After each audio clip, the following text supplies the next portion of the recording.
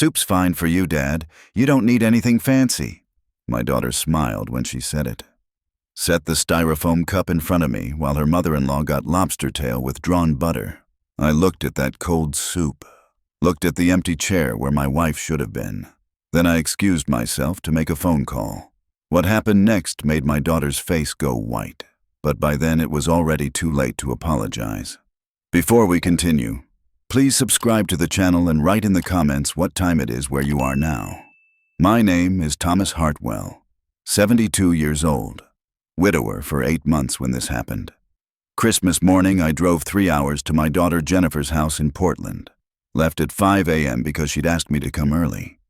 Help with the cooking, she'd said. Be part of the day. I believed her. The house was one I'd helped buy. Not all of it. Just the down payment. $42,000 from the sale of Martha's car after the cancer took her. Jennifer said she needed help. Said Portland was expensive. Said her husband Brad's salary wasn't quite enough yet. I wrote the check. That was 2 years ago. Never got paid back. Never expected to, really. That's what fathers do. I knocked at 8:15, early, like she'd asked. Brad opened the door. Didn't smile. "Oh, Tom, you're here.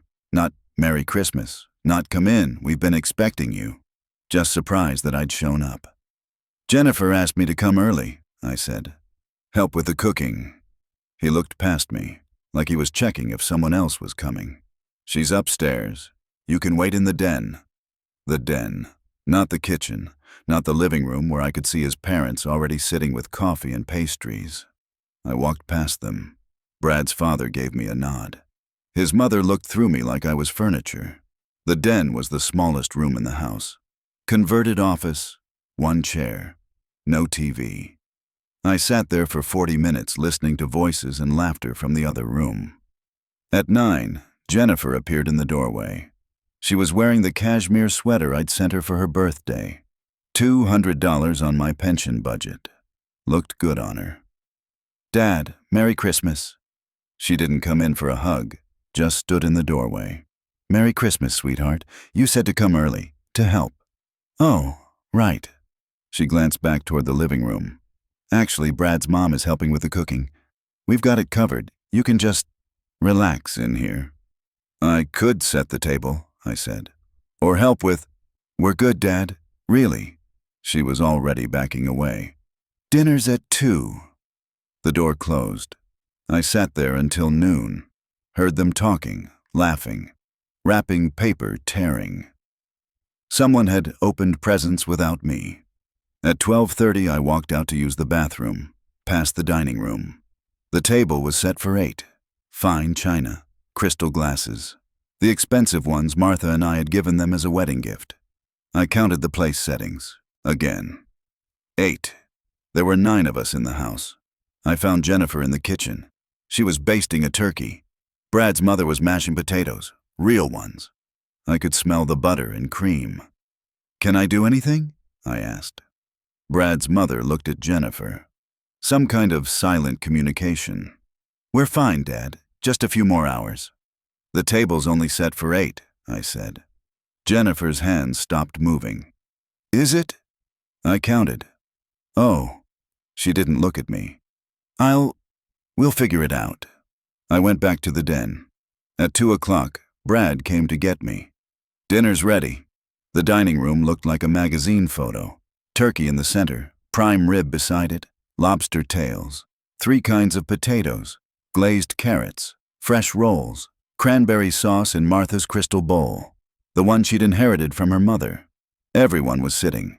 Brad's parents at either end of the table. Brad and Jennifer on one side, Brad's sister and her husband on the other. 2 empty chairs remained. One was at the far corner, squeezed in. No place setting in front of it. The other was in the kitchen. "Tom, you're here." Brad's father gestured to the corner chair, the one without a plate. I sat down. The chair wobbled. I recognized it. The old folding chair from the garage. Everyone else had the good chairs, the matching set. The ones from the dining room furniture we'd given Jennifer when Martha and I downsized. "Let's say grace," Brad's father said. I bowed my head.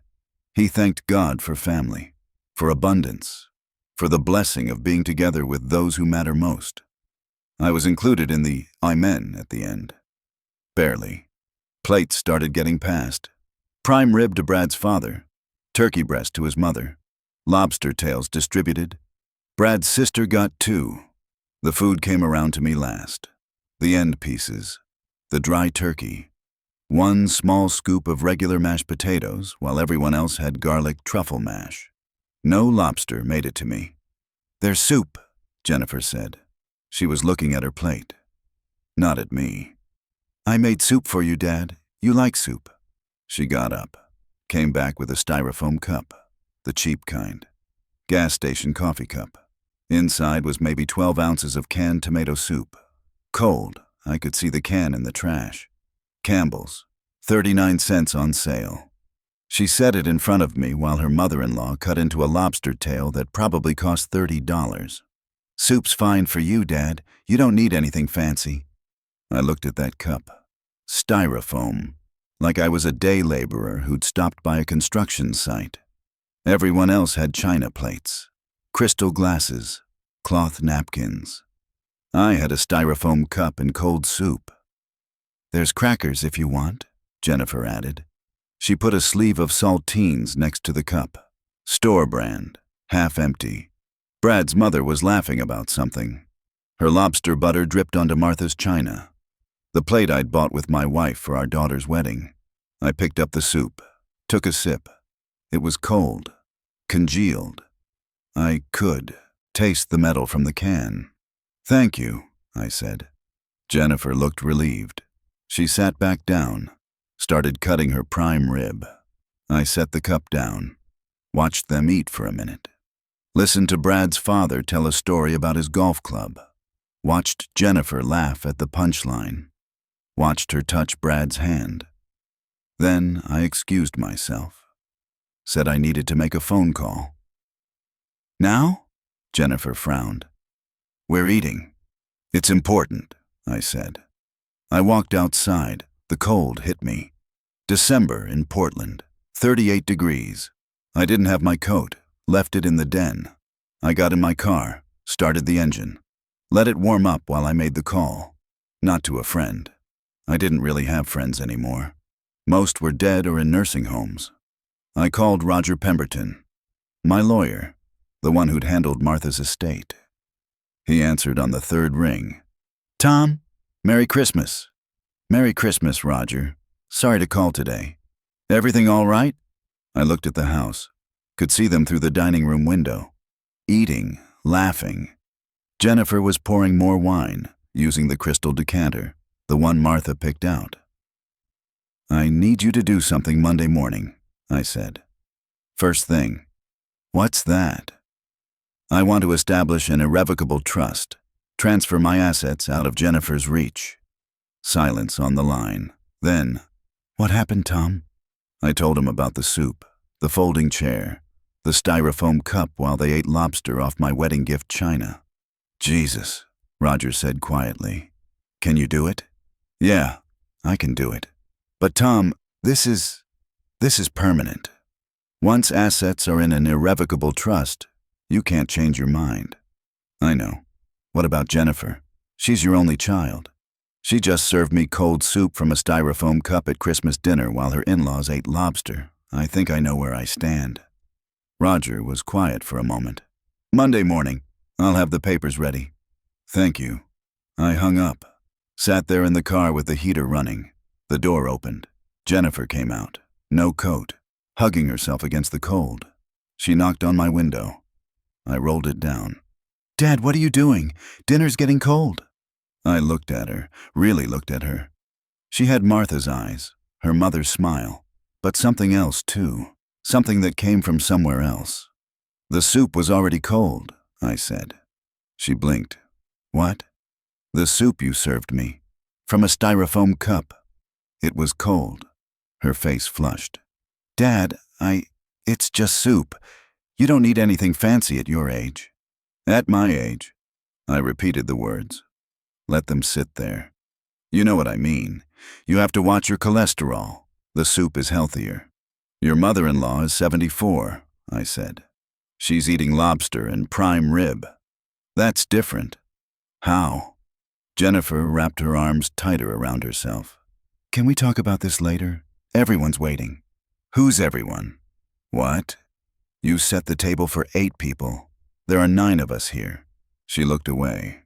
I miscounted. You gave me a folding chair from the garage. No place setting, cold soup in a gas station cup. Dad, you're making a big deal out of nothing.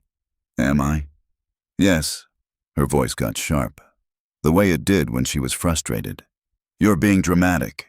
It's just dinner. I've been cooking all day. I'm exhausted, and you're out here having some kind of breakdown over soup. I looked past her at the dining room window. Brad's father was carving more prime rib. His mother was laughing. Brad's sister had started on her second lobster tail.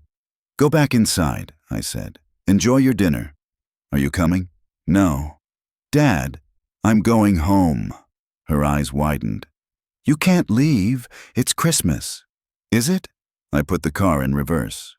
Jennifer stepped back. You're really doing this? You're leaving because of soup? Merry Christmas, Jennifer. I backed out of the driveway. She stood there in the cold, watching me go. I could see her in the rearview mirror, getting smaller. The drive home took 3 hours. Same roads I'd driven that morning in the dark. I kept seeing that styrofoam cup. Got home at 6:30. The house was dark. I'd left at 5 a.m. Hadn't thought to leave lights on. Inside, it was cold. I'd turned the heat down to save money. Pension doesn't go as far as it used to. I sat in Martha's chair, the recliner she'd loved, where she'd done her crossword puzzles every Sunday, where she'd fallen asleep reading the night before she went into hospice. My phone buzzed. Jennifer. Dad, Brad's family is upset. You made a scene. I stared at the text. Made a scene. I'd left quietly, said Merry Christmas, didn't raise my voice. I didn't make a scene. I typed back. I left. Same thing. They're asking questions. Why you left. Why you were upset. It's embarrassing. I'm sorry you're embarrassed. Can you just come back? We saved you some pie. I looked around the empty house. Cold, dark, silent. No, thank you, I typed. The 3 dots appeared, disappeared, appeared again. Fine, be that way. That was it. Merry Christmas from my only daughter. I sat there until midnight. Didn't turn on the TV, just sat in Martha's chair in the dark. At some point I started counting. Not just tonight. Everything. The down payment on their house, $42,000. Jennifer's wedding, $38,000. Open bar, destination venue. Martha had wanted something smaller. Jennifer insisted. I paid. The car I'd bought Jennifer when she graduated college, $18,000. Used Honda. Reliable. She'd wanted a BMW. I couldn't afford it. She'd cried. Brad's business opportunity 3 years ago, $15,000. Some tech startup. It folded in 6 months. Never got paid back. Monthly emergencies over the years. I opened my banking app, started scrolling, $2,400 in September. Car transmission, $3,100 in July. Medical bills, $800 in May. Property taxes came in higher than expected, $2,200 in March. Brad's hours got cut. I scrolled back. Months became years. Every few weeks, a new emergency, a new crisis. Always just enough to keep them afloat. $167,000. That's what I'd given them in 8 years. Not counting the small stuff. Not counting the birthday checks or the Christmas gifts or the times I'd bought groceries when I'd visited. $167,000 from a pension and Social Security. Martha and I had planned to travel. After she retired, we'd had a list. Ireland, Scotland, the Pacific Northwest, all the places she'd wanted to see.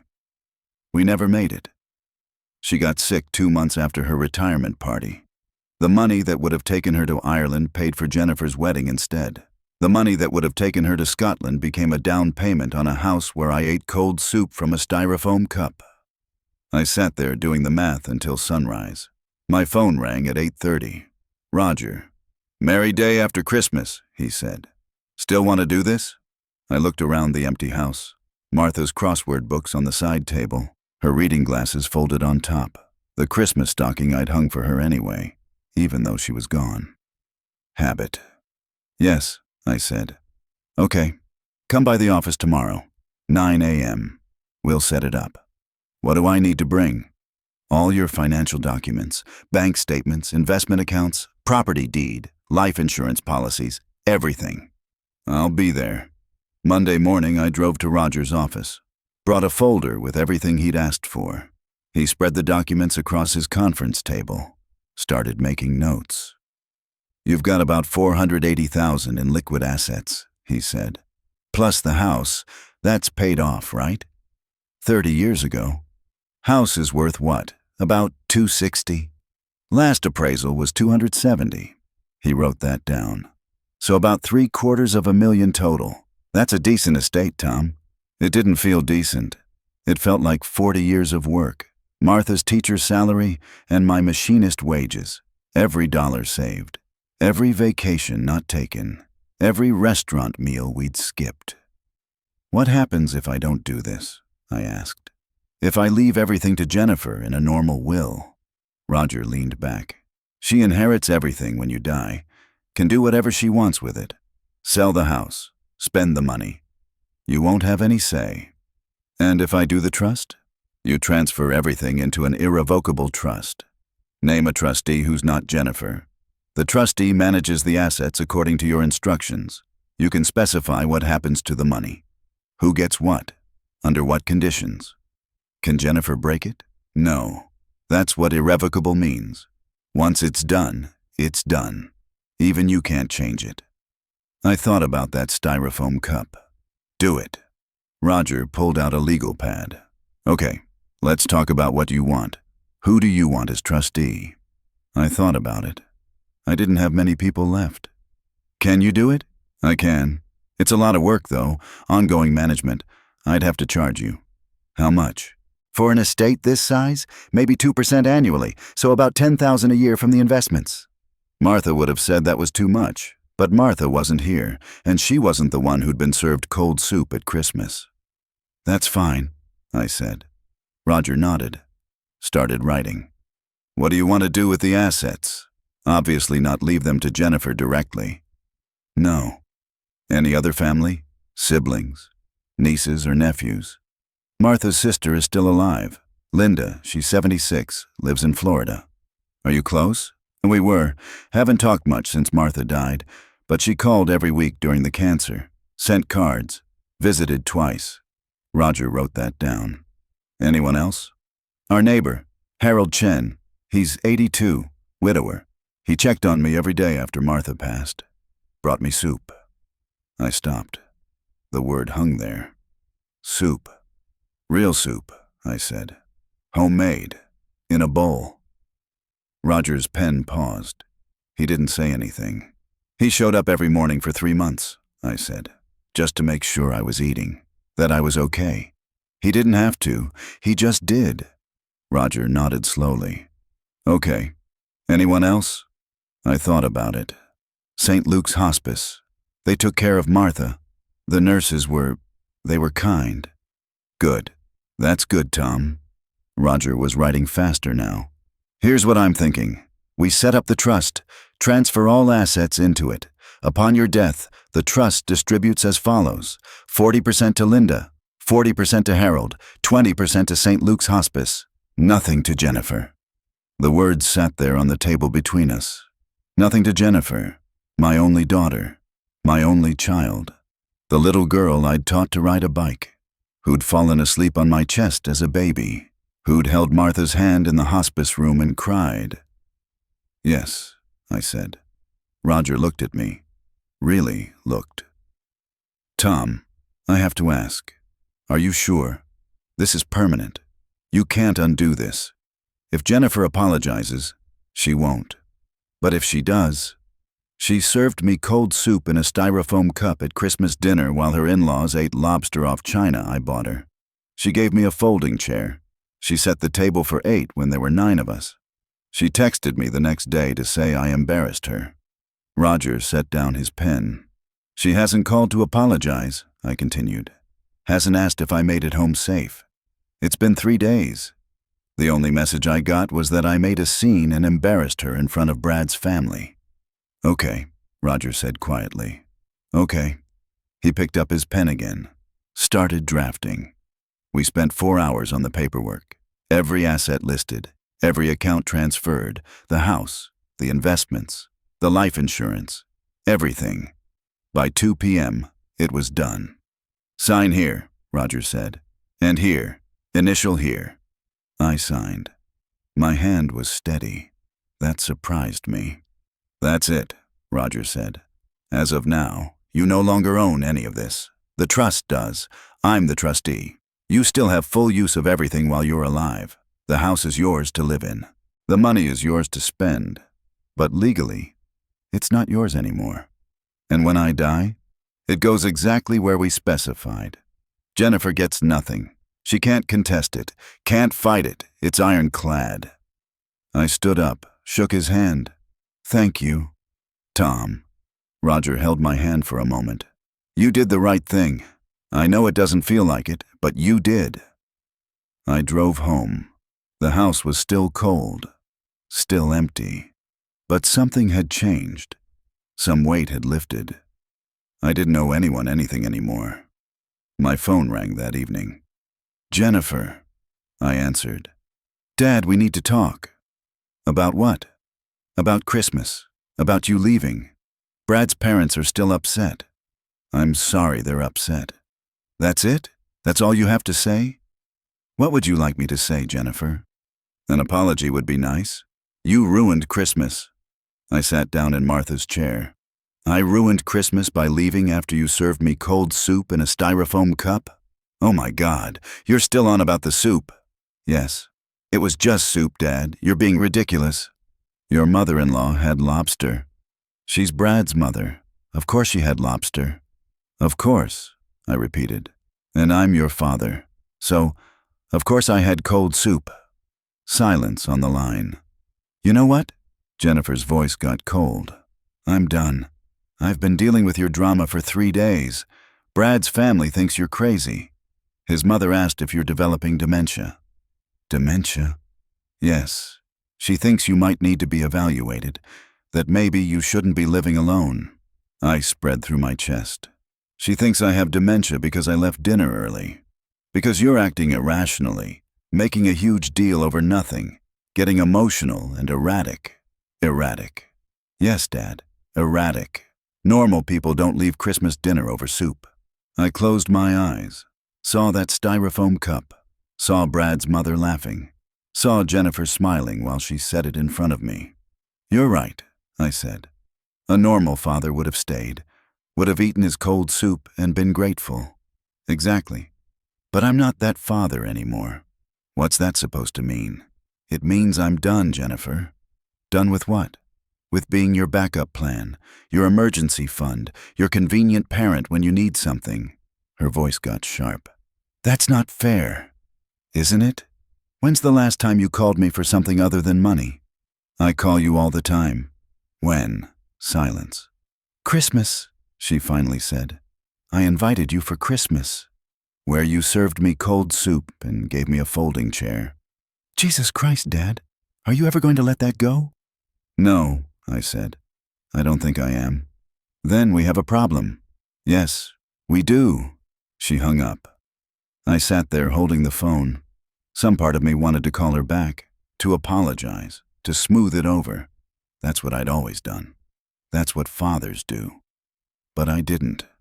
The next call came 2 days later. Brad. Tom, we need to discuss something. Not, Tom, how are you? Not, Tom, I'm calling about Christmas. Just straight to business. What's that, Brad? Jennifer is very upset. You've hurt her badly. I left dinner early. You abandoned her on Christmas, in front of my family. That's not something we can just overlook. I see. Do you? Because frankly, Tom, your behavior lately has been concerning. My mother mentioned it, the irrationality, the emotional outbursts. I didn't have any outbursts. You left Christmas dinner without explanation. I told Jennifer I was leaving. I said Merry Christmas. But you didn't explain why. You just stormed out. I didn't storm. I walked. Brad's voice got harder. Regardless, Jennifer and I have been discussing this. We're worried about you. You're alone in that house. You're not eating properly. You're making poor decisions. Poor decisions. Leaving Christmas dinner over a perceived slight. That's not rational behavior, Tom. I stood up, started pacing. What perceived slight? Jennifer said you were upset about the dinner arrangements. The cold soup, the styrofoam cup, the folding chair. That. Brad dismissed it with his tone. That was just a practical decision. We had limited seating. The soup was healthier for you. Jennifer was trying to look out for your well-being. By giving her father cold soup while her mother-in-law ate lobster. My mother is a guest, Tom. Your family. There's a difference. I stopped pacing. Say that again. What? You said your mother is a guest. I'm family, so guests get lobster. Family gets cold soup. You're twisting my words. Am I? Brad exhaled sharply. Look, the reason I'm calling is that Jennifer and I think it might be time to discuss your living situation. The ice came back. My living situation. That house is too big for you. You're alone. You're isolated. We think it might be time to consider something smaller, more manageable. Like what? There's a very nice senior community in Beaverton. Assisted living, 24-hour care, meals provided, activities. You want me to move into assisted living? We think it would be better for you. You'd have people around, proper nutrition, medical oversight. I'm 72 and healthy. You're 72 and alone. What if something happens? What if you fall? What if you have a stroke? I'll call 911. Tom, be reasonable. I am being reasonable. I'm saying no. Brad's voice changed, got smoother, corporate. Let me put this another way. That house has significant equity. The market's strong right now. If you sold, you could afford a very nice apartment, have money left over for care, for emergencies. There it was. You want me to sell my house. We want you to be safe and comfortable. The house is just, it's a lot of work, a lot of upkeep, and the value is just sitting there, unused. Unused? You know what I mean.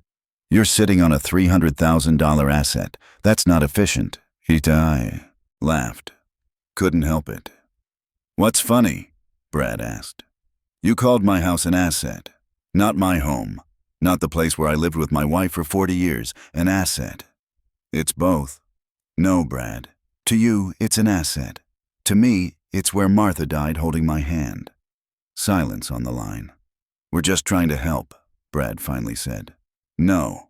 You're trying to liquidate my assets so Jennifer can inherit cash instead of property. That's not. Yes, it is. You want me in assisted living so you can sell the house. Split the proceeds. $300,000. Maybe more.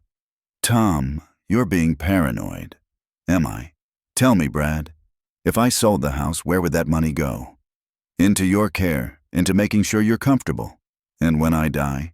That would be up to you. Would it? Or would Jennifer inherit whatever's left? Brad didn't answer right away.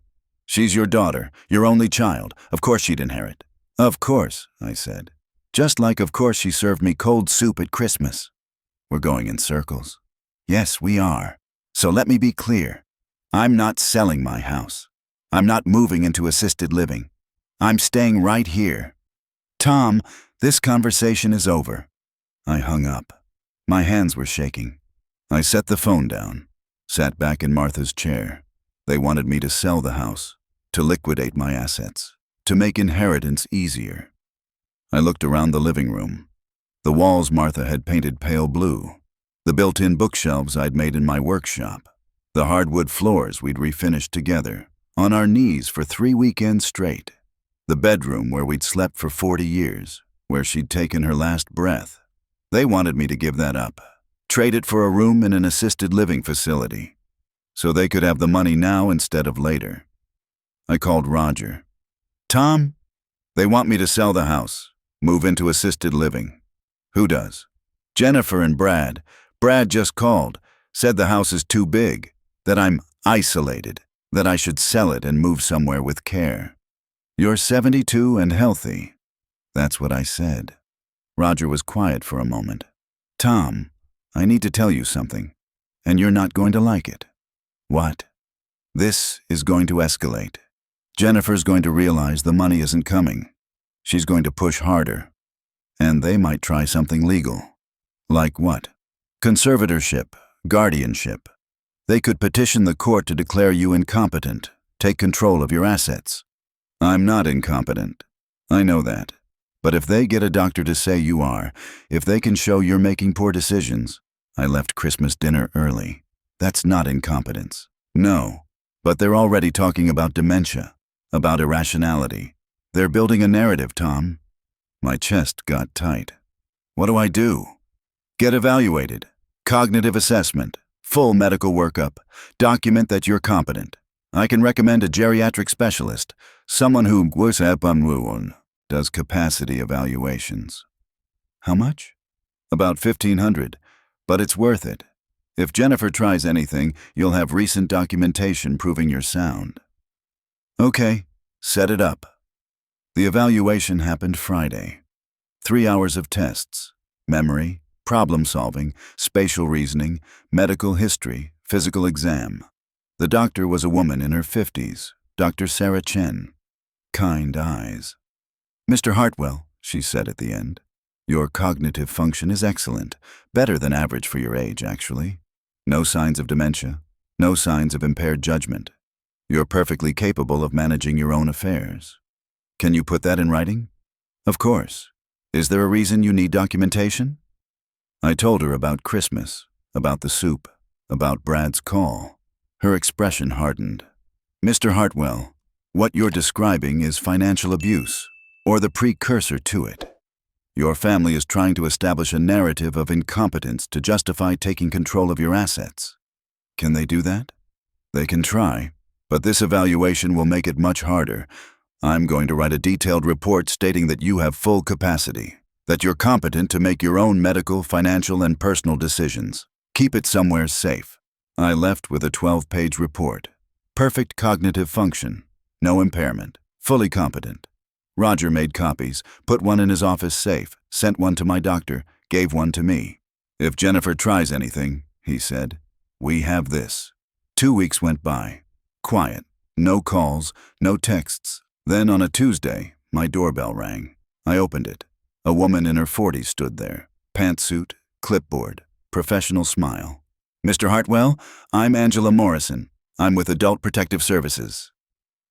The ice wasn't just in my chest anymore. It was everywhere. Adult Protective Services. Yes, sir. We received a report. A concern about your welfare. May I come in? I stepped aside. She walked into my living room, looked around, made notes on her clipboard. Your home is very clean, she said. Thank you. Do you live alone? Since my wife died, 8 months ago. I'm sorry for your loss. She sat on the couch, uninvited. Mr. Hartwell, we received a report that you may be experiencing some difficulties. Cognitive issues, memory problems, difficulty with self-care. Who made the report? I'm not at liberty to say, but the reporter expressed concerns about your ability to live independently. I'm 72 and healthy. I passed a cognitive evaluation 2 weeks ago. Her eyebrows went up. You did? Yes, perfect score. I have the documentation. I got the report, handed it to her. She read it, all 12 pages. Her expression changed as she read. This is very thorough, she finally said. And very recent. Yes. Mr. Hartwell, can I ask why you had this evaluation done? I told her. All of it. Christmas dinner, the soup, the calls, Brad's suggestion about assisted living. She set down the clipboard. Mr. Hartwell, I'm going to be frank with you. The report we received alleged that you're isolated, not eating properly, making irrational decisions, and possibly developing dementia. But your home is spotless. Your cognition is documented as perfect. And you just told me a story that sounds like financial exploitation, not victim in need of protection. So what happens now? I'm going to close this case as unfounded. There's clearly no basis for APS intervention. You're competent. Your home is appropriate. You're caring for yourself. She stood, handed me her card. Mr. Hartwell, if your family continues to pressure you about your finances or your living situation, call me. What you're describing borders on elder abuse. We take that seriously. She left. I stood there holding her card. Jennifer had called APS, had reported me as incompetent, had tried to use the state to force me into care. My hands weren't shaking anymore. They were steady. I called Roger. They called APS, I said. Jesus. Reported me as incompetent, claimed I have dementia, that I can't care for myself. What happened? The investigator came, saw the house, read my evaluation, closed the case, said it was unfounded. Roger exhaled. Thank God we got that evaluation done. She gave me her card. Said if Jennifer keeps pressuring me, it's elder abuse. It is elder abuse, Tom. Financial exploitation. That's what this is. What do I do now? Document everything, every call, every text, every interaction. If they show up at your house, record it if you can. Build a file. Okay. And Tom, you might want to consider a restraining order. Against my daughter. Against someone who's trying to have you declared incompetent and seized your assets. Yes. I couldn't do it. Not yet. Some part of me still hoped. What? That she'd apologize? That she'd realize what she was doing? She'd called APS, had tried to have me taken from my home. My phone rang. Jennifer, I answered. Dad, did someone from APS come to your house? Yes. Oh my God, I'm so sorry. That wasn't supposed to happen. Wasn't supposed to happen. I mean, I was worried about you, after Christmas, after the way you acted. I just wanted someone to check on you, make sure you were okay. You told them I have dementia. I didn't. I just said you'd been acting strange, that I was worried. They must have misunderstood. They didn't misunderstand, Jennifer. You reported me as incompetent. You tried to have the state intervene. I was trying to help. No, you were trying to force me into assisted living so you could sell my house. That's not, she stopped. Brad told you about the senior community. He did. He said my house is an inefficient asset. He didn't mean it like that. How did he mean it? Silence. Jennifer, let me ask you something. If I sold the house tomorrow, if I moved into assisted living, where would the money go? Into your care, obviously. All of it? The $300,000 from the sale? All of it into my care? Well, not all. You wouldn't need all of it. Assisted living is only about $4,000 a month, so you'd have money left over. And where would that money go? It would be yours, for your needs. And when I die? She didn't answer. When I die, Jennifer, where does that money go? I'm your daughter, your only child. Where else would it go? Nowhere else. That's the point. You want me in assisted living, spending $4,000 a month instead of living free in my own home. So when I die in 5 or 10 years, there's still $200,000 left for you to inherit. That's not, yes it is. That's exactly what this is. You served me cold soup at Christmas. Brad called me an inefficient asset. You reported me to APS, all because you want my money. I don't want your money. Then why did you call APS? Because you're acting crazy. You left Christmas dinner over soup. You're isolating yourself. You won't return my calls. I returned this one. After ignoring me for 2 weeks. Jennifer, I kept my voice level. I'm not selling my house. I'm not moving into assisted living. I'm staying exactly where I am. Dad, please, just think about it. The house is so big. You're all alone there. Don't you get lonely? Yes, I get lonely. Every day since your mother died, I get lonely. Her voice softened. Then let us help you. Come to Portland. Be closer to us. So you can serve me cold soup? Oh my God! The softness vanished. Are you ever going to let that go? It was soup, one meal, one mistake. It wasn't a mistake, Jennifer. It was a choice. You chose to serve me cold soup in a styrofoam cup while Brad's mother ate lobster off china I bought you. You chose to give me a folding chair while everyone else had proper seats. You chose to set the table for 8 when there were 9 people. I forgot. You didn't forget. You decided I didn't matter enough to count. That's not true. Then tell me, in the last year, how many times have you called me? Not to ask for money, not to ask for babysitting, not because you needed something, just to talk. Silence. How many times, Jennifer? I've been busy. The kids, work, life. How many times? I don't know. I don't keep track. I do. 0. You called 0 times in the last year just to talk. That's not. But you called 17 times to ask for money. I counted. She hung up. I set down the phone. I felt empty, hollow, like someone had scooped out my insides and left just the shell. The house was quiet, so quiet. I walked through it, room by room. The kitchen where Martha and I had cooked together, where she'd taught Jennifer to make her grandmother's apple pie. The living room where we'd watched Jennifer grow up. First steps, first words, first day of school pictures on the mantel. The bedroom where Martha had died, where I'd held her hand and promised to take care of Jennifer, to make sure she was okay. I'd kept that promise. $167,000, the house down payment, the wedding, the business loan, the emergency transfers. I'd kept my promise to Martha, and Jennifer had served me cold soup at Christmas. My phone buzzed. Text from an unknown number. Mr. Hartwell, this is Brad's mother, Patricia. I wanted to reach out. I'm concerned about the tension between you and Jennifer. I stared at the text. Brad's mother. The one who'd eaten lobster while I got cold soup.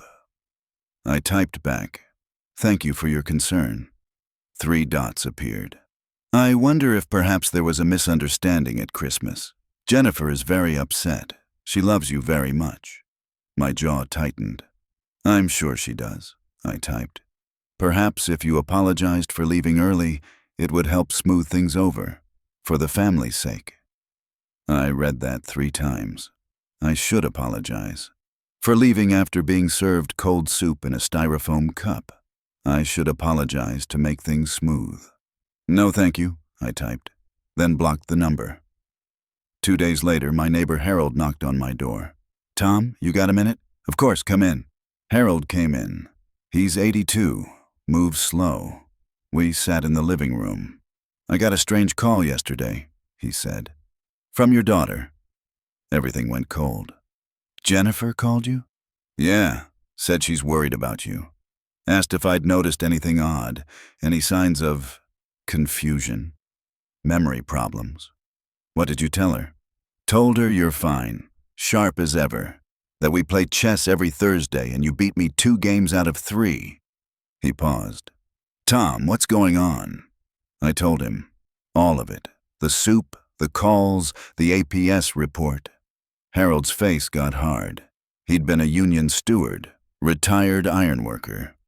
He knew what people looked like when they were getting screwed. She's trying to build a case, he said. Calling neighbors, gathering testimony that you're declining. Yes. That's dirty, Tom. That's real dirty. I know. What are you going to do? What can I do? Harold looked at me for a long moment. You got a will? Yes, but it doesn't matter anymore. Everything's in a trust. Good. That's good. He stood up. Tom, listen. Your daughter calls me again. I'm telling her to stop harassing you. And I'm documenting it. Time, date, what she said, building your own case. Harold, no, this is wrong. I watched you take care of Martha. Watched you do everything for that girl. She don't get to do this to you. He left. I sat there thinking about what he'd said. She don't get to do this to you, but she was doing it, and she wasn't going to stop. I called Roger. I need to do something, I said. This isn't going to end. She's calling my neighbors. She's building a case that I'm incompetent. I know. I was going to call you. I did some research. Given everything that's happened, the APS report, the pressure to sell the house, the attempts to question your capacity, you have grounds for a restraining order. Against my daughter, Against someone who's harassing you and attempting financial exploitation? Yes. I closed my eyes. Saw Jennifer as a little girl, 6 years old, missing her front teeth, grinning at me after I'd taught her to ride a bike without training wheels. Do it, I said. The restraining order was filed Friday. Temporary order granted immediately. Hearing scheduled for 2 weeks out. The sheriff served Jennifer on Saturday. My phone rang 30 seconds later. 17 missed calls in the next hour. Then Brad called from his number. I answered. What the fuck, Tom? Brad, not Mr. Hartwell anymore. You got a restraining order against Jennifer? Your own daughter? Yes. Do you have any idea what this does? She's humiliated, terrified. There's a court order saying she can't contact her own father. She can contact me, through her lawyer.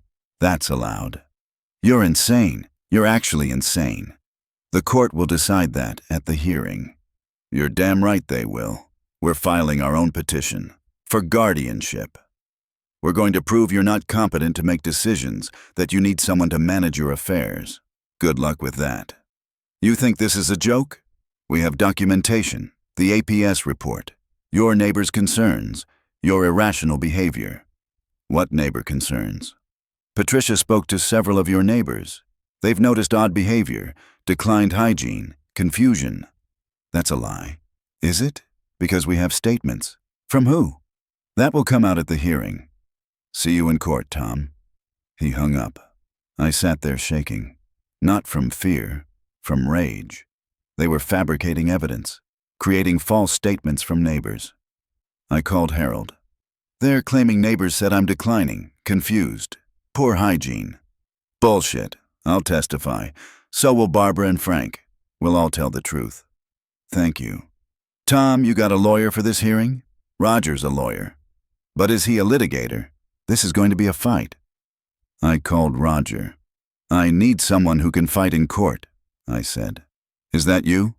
No, I do estate planning, not litigation. But I know someone. Catherine Wells. She specializes in elder law, specifically fighting exploitation and false guardianship petitions. Is she good? She's a shark, Tom, and she hates this kind of thing. Set it up. Catherine Wells came to my house Monday morning. Late 50s, steel gray hair pulled back, sharp eyes that missed nothing. She spent 3 hours reviewing everything. The Christmas dinner, the phone calls, the APS report, Brad's pressure to sell, Jennifer's calls to neighbors. Mr. Hartwell, she finally said, your daughter is attempting to establish undue influence and financial exploitation. She wants you declared incompetent so she can control your assets. Unfortunately, these cases are common. Can she win? Not if I have anything to say about it. You have recent cognitive evaluation showing perfect function. You have the APS case closed as unfounded. You have documentation of her demands about the house. You have the trust that proves you were competent enough to execute complex legal planning. What about her evidence? The neighbor statements? We'll get discovery. Find out who these neighbors are. Depose them. My guess is they're either lying or they're talking about someone else, or they don't exist at all. The hearing was February 12th. I walked into that courtroom at 9 a.m. Jennifer was there. Brad, a lawyer I didn't recognize. Patricia, Brad's father. All of them looking at me like I was the problem. The judge was a woman in her 60s, Judge Morrison. She read through the filings, looked at me, looked at Jennifer.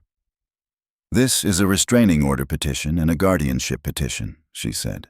We'll hear the restraining order first. Mr. Hartwell, you're petitioning for a restraining order against your daughter, Jennifer Hartwell Thompson. Why? Catherine stood. Your Honor, Mr. Hartwell is a 72-year-old widower who's being subjected to financial exploitation and harassment by his daughter and son-in-law. Following a family disagreement at Christmas, the daughter reported him to Adult Protective Services with false claims of incompetence.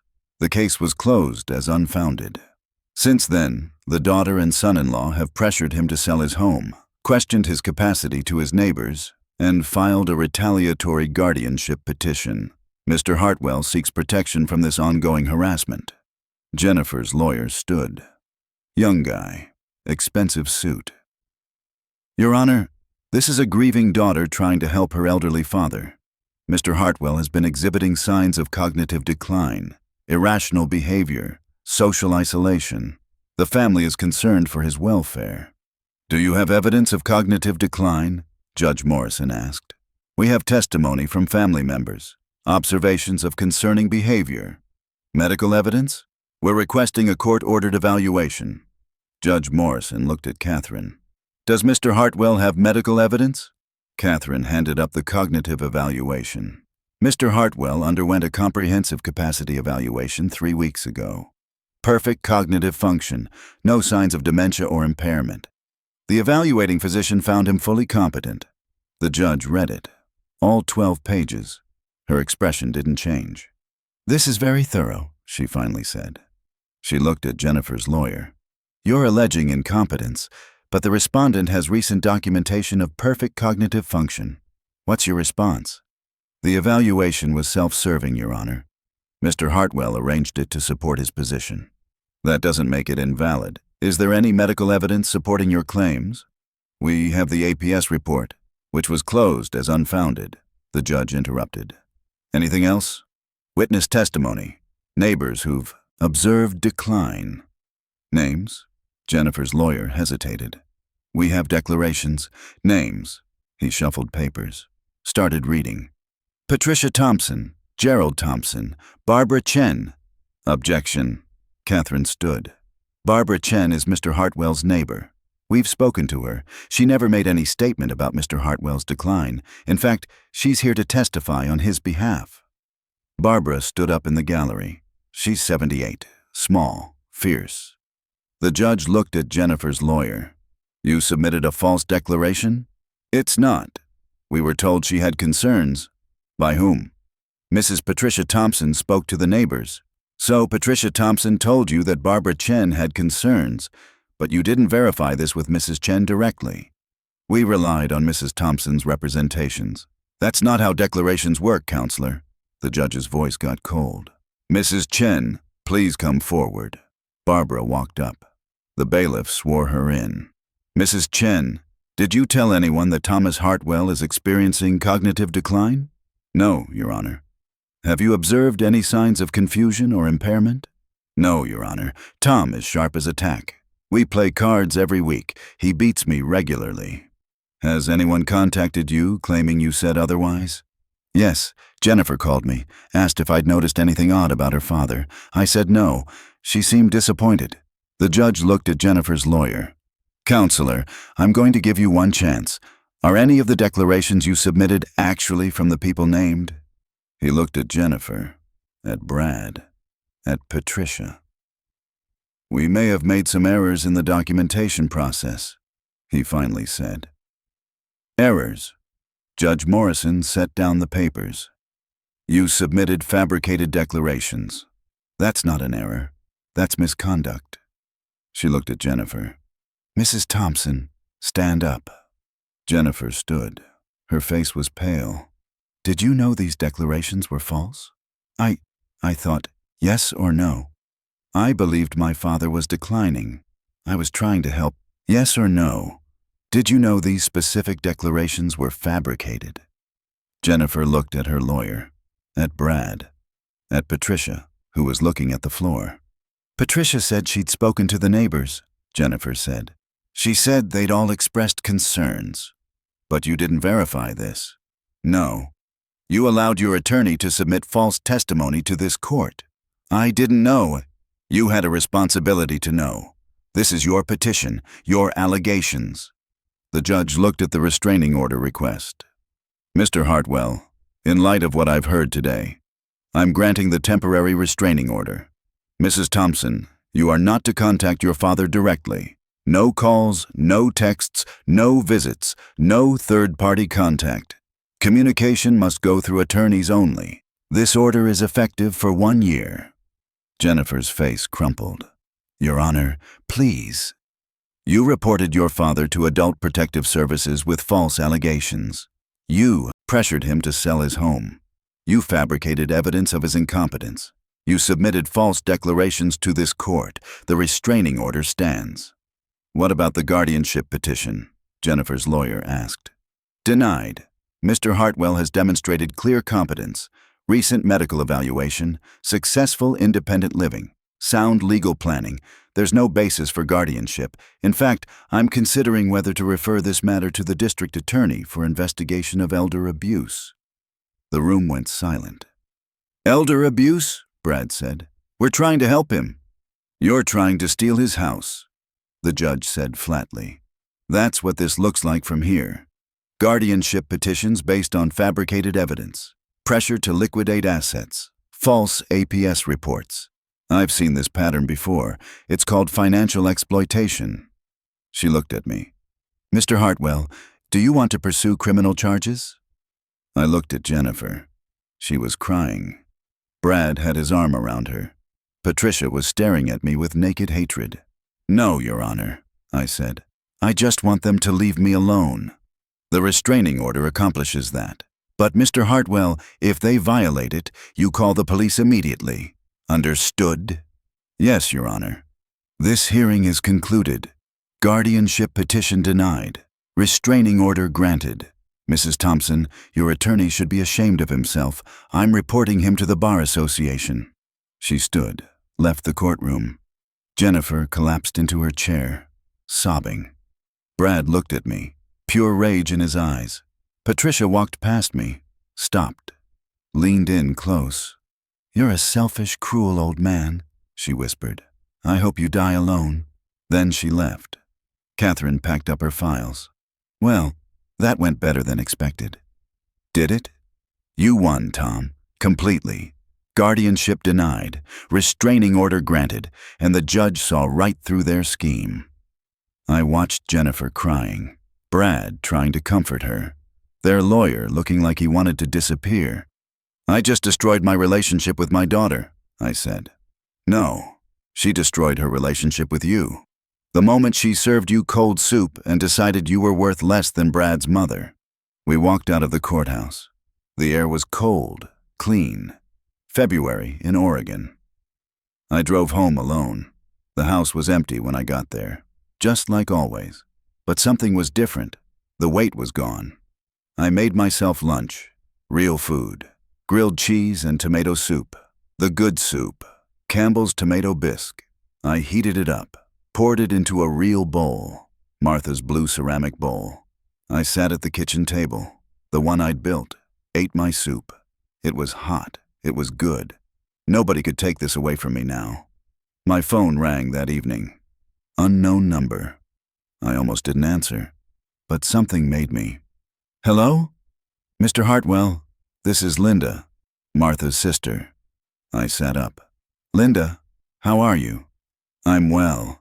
I'm calling because, well, I heard about what happened with Jennifer. How did you hear? Jennifer called me. She was very upset. She told me you got a restraining order against her, that you've cut her off completely.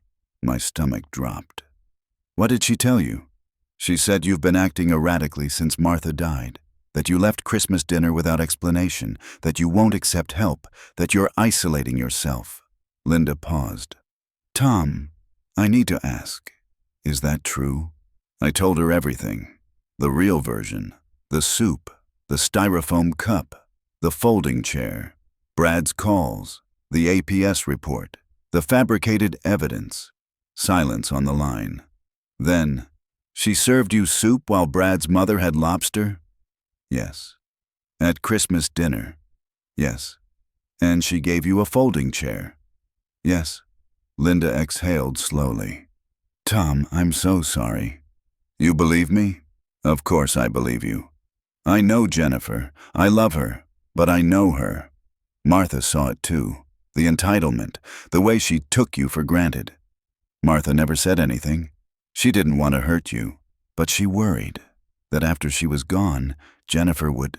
Linda's voice broke. She worried about this. Exactly. I closed my eyes. I miss her. I know. I miss her too. Linda cleared her throat. Tom, I want you to know something. Whatever you decide about Jennifer, I support you. You're not alone, and you're not wrong. Thank you. Can I call you sometimes? Just to talk? I'd like that. We talked for an hour. About Martha, about Florida, about everything except Jennifer. When we hung up, I felt lighter. The next few months were quiet. No calls from Jennifer, no drama. Just life. Harold and I played chess. Barbara brought over dinner once a week. I started going to the senior center on Thursdays.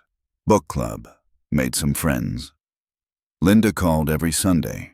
We talked about Martha, about memories, about life.